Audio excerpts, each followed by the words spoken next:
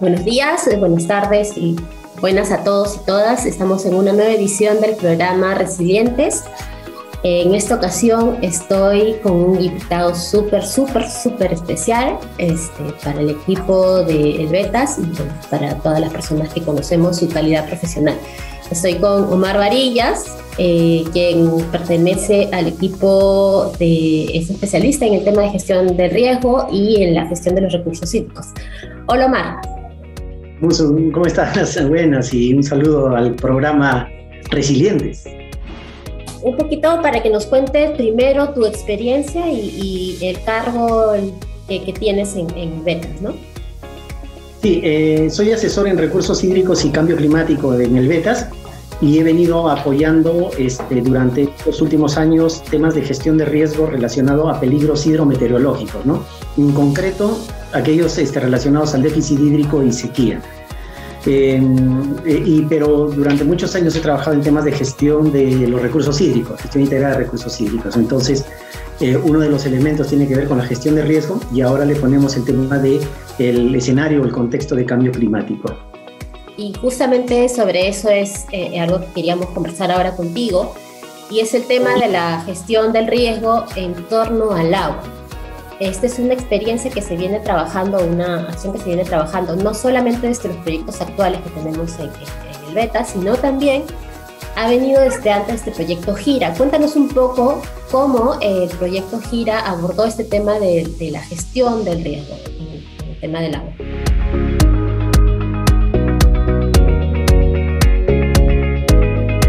El proyecto Gira, Gestión Integrada de Riesgos Agrícolas, se desarrolló en Cusco en 3 distritos, en Libitaca, Kunturkanqui y Quispicanchi. En esos 3 distritos lo que nosotros buscamos era generar iniciativas que permitan reducir los riesgos frente precisamente a fenómenos climáticos, ¿no? No era solamente respecto a la sequía, sino también a heladas, granizadas, friajes, lluvias intensas, ¿no? Es decir, multirriesgos. Es en ese escenario que el trabajo que nosotros desarrollamos con Gira ha sido enfocado con una mirada desde las comunidades a los riesgos. Es decir, cómo es que las propias comunidades identifican los peligros que ahora cada vez, se intensifican más, son más recurrentes y más intensos en relación, a los fenómenos climáticos, pero también en relación a la agricultura. Entonces, relacionaba el tema de la producción agraria o agropecuaria, el tema de las condiciones del clima, las variaciones que se iban dando en el clima y las opciones para generar respuestas desde los mecanismos locales. Y justamente estamos hablando de un proyecto que ya culminó, pero que tiene muchísima relación con un proyecto que estamos ahora trabajando de manera binacional, que es el proyecto Pachayachay-Pachayatiña, donde tú también eres parte del equipo, y el proyecto ha trabajado una serie de actividades con las comunidades mismas, ¿no? Y justamente es un proyecto muy bonito que se trabaja en Puno y en La Paz, pero en el caso peruano trabajamos directamente con las comunidades y con los llamados Yachachic o Yatichiris. Quiero que nos cuentes un poco la vinculación entre estas experiencias previas del Gira con este proyecto Pachayachay-Pachayatiña.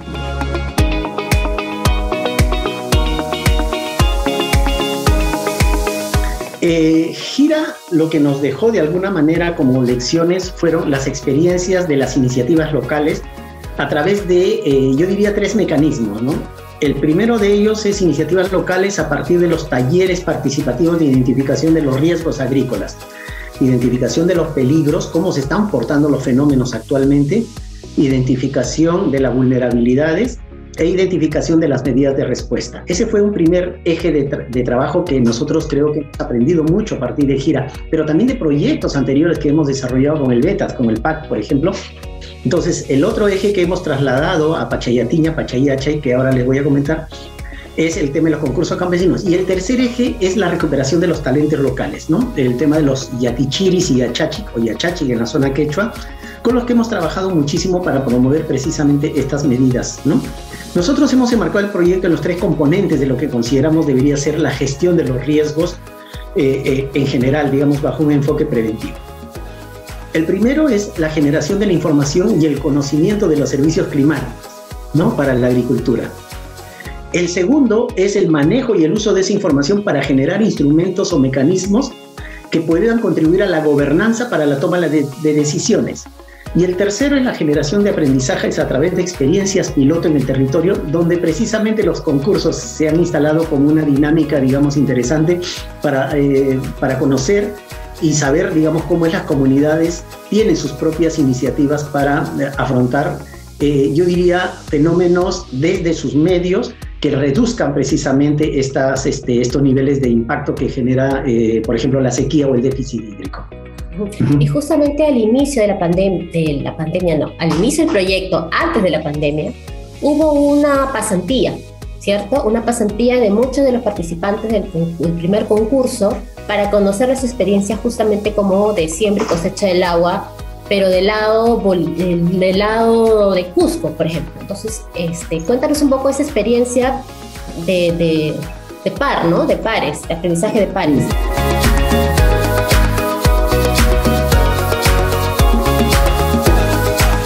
Yo creo que la pasantía tiene algunos efectos inmediatos y algunos efectos de largo plazo. Los efectos de mediano plazo, diría, ¿no? Los efectos inmediatos son que las personas, digamos, toman contacto y conocen a otras personas con las cuales pueden interactuar para consultarles cosas. Eso es un efecto concreto, es decir, los vínculos, ¿no? El segundo efecto es la posibilidad de que las personas durante la pasantía van viendo su capacidad económica, social y de conocimiento con la cual ellos pueden iniciar estos procesos. Si los llevamos a pasantías donde hay modelos muy consolidados, podemos correr el riesgo de desanimarlos. Entonces necesitamos pasantías que les puedan permitir ver esos primeros peldaños de iniciativas para decirles, con poco tú puedes hacer bastante, ¿no? Entonces eso es lo que de alguna manera mostramos en esa iniciativa, digamos, que vimos, ¿no? Y quizá el otro efecto, digamos, inmediato era que las propias familias conocían también las cadenas de provisionamiento de los insumos que ellos habían tenido que buscar para poder, por ejemplo, instalar fitotoldos, riegos por aspersión, ¿no? ¿Dónde estaban los vendedores? ¿Dónde estaban los proveedores? Por ejemplo, es increíble, pero Yauli, en Espinar, en las alturas de Cusco, tiene una dinámica de mercado interesantísimo, por ejemplo, donde hasta se venden paneles solares, ¿no? Y la gente los compra para poder bombear agua, para poder tener electricidad ahí en las zonas muy altas, ¿no? Y en el mediano plazo lo que vimos era precisamente, lo que queríamos era que sientan un poco esos cambios que se habían dado en la perspectiva. Entonces el efecto de mediano plazo es que la gente, luego de hacerlo en su zona, retornando a Puno, se compara. Y es una comparación positiva, no es una comparación destructiva, digamos, en esa que a veces sucede de la competitividad, digamos, mal concebida, sino de una competencia sana, ¿no? Y eso es de alguna manera lo que se gestó también a partir de los concursos. Y además creo que es algo súper interesante que los aprendizajes no se pierden, ¿no? Es un aprendizaje que viene ya desde procesos anteriores, proyectos anteriores, de comunidades, digamos, que tienen algunas cosas en común, pero nuevos retos también. Entonces es un aprendizaje que pasa de un grupo social a otro grupo social, ¿no? En el marco de Pachayatiña ahora están cerrando también y estamos justamente en la elaboración de varios productos. Entre esos productos, y bueno, el reconocimiento del saber ancestral también que existe en la zona, y en el marco justamente de este tema de la gestión del riesgo, han desarrollado una experiencia de lo que es el sistema de alerta temprana ante sequías. ¿Nos puedes comentar un poquito cómo se trabaja esto y en qué fase está?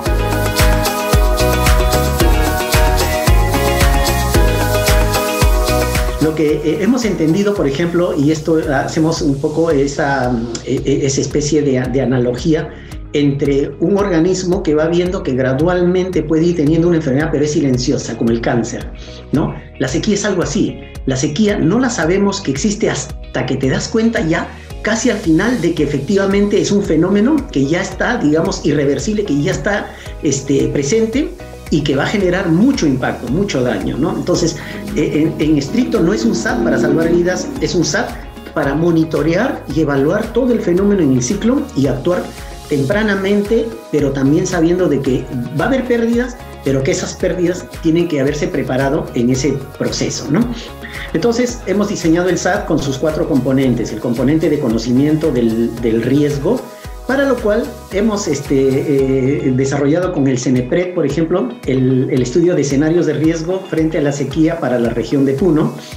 Luego viene el monitoreo del peligro, que es el segundo componente, es un monitoreo constante. Y frente a la sequía, ¿quién es la entidad clave que monitorea el peligro? El CENAMI.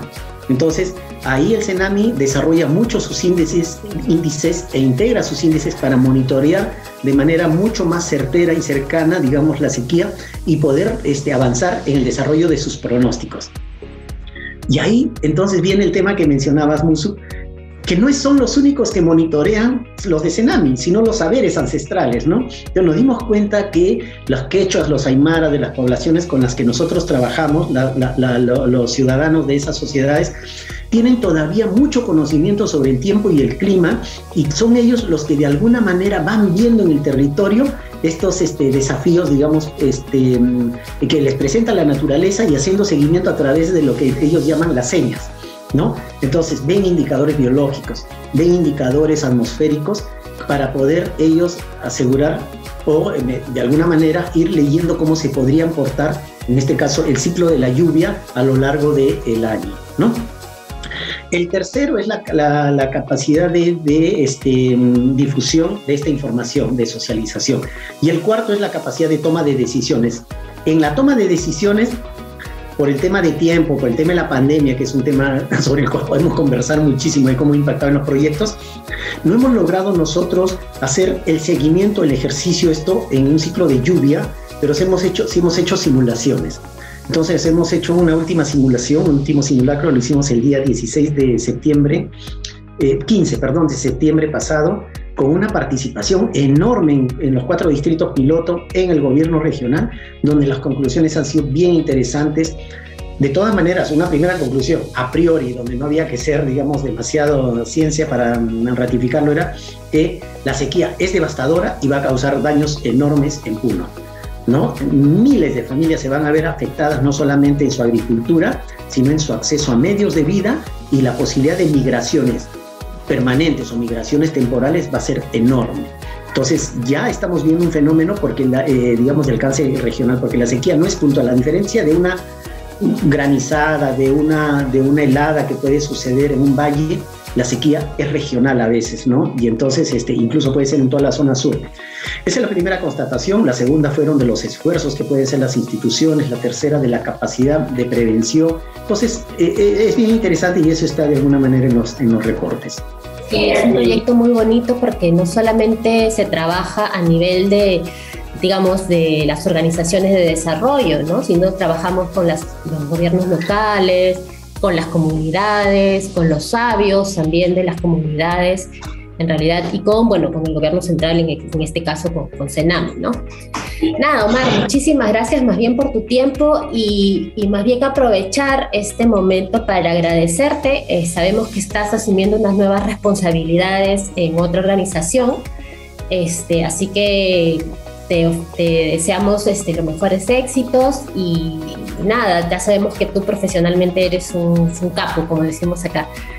No sé si quieres decir algo como para despedirte ya finalmente. Sí, no, agradecer nada más y felicitar estos espacios que está generándose del Vetas a partir de este espacio que se le llama, que le han llamado resilientes, ¿no? Porque creo que de eso se trata, ¿no? O sea, detrás de la palabra resilientes hay todo un enfoque muy poderoso que es lo que trabajamos con el Vetas, y creo que es lo mejor que yo me llevo de acá, de mi paso por esta institución, ¿no? Que es cómo enfocar los riesgos, cómo hacer, digamos, unas nuevas formas de vida, teniendo en cuenta que los riesgos, los peligros están ahí y que debemos, digamos, nosotros tener la capacidad de, no solamente, vamos a decirlo así, soportar, afrontar esto, sino de generar en esos escenarios cambios profundos que hagan que siempre salgamos adelante, ¿no? Qué mejor en este contexto de pandemia.